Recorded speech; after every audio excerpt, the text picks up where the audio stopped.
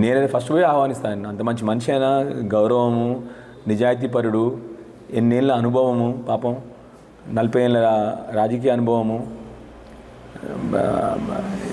ప్రజలకి ఇవాళ కూడా 40 ఏళ్ళ క్రితం ఎట్లా ఏ జోస్తో పనిచేస్తుంది, ఇవాళ కూడా అదే జోస్తో పనిచేస్తారు ప్రజల కోసము. వ్యవసాయం పట్ల ఆయనకి ఉన్న ప్రేమ, వ్యవసాయదారుల పట్ల ఆయనకున్న ప్రేమ తప్పకుండా ఆయన 100%, 91% మేము తప్పకుండా ఆహ్వానిస్తాం ఆయన. పెద్ద మనిషి, అలాంటి పెద్ద మనిషిని ఉండడం రాజకీయాల్లో మంచిది.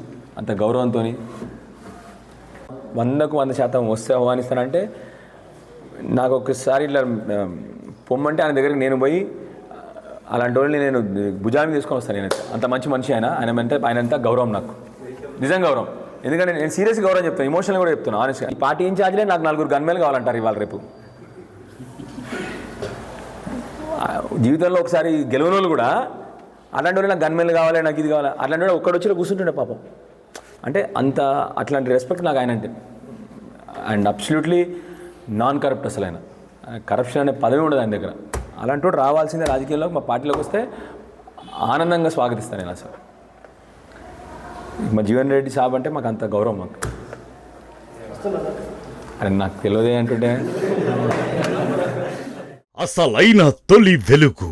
ఫాలో వాట్సాప్ @తొలి వెలుగు official.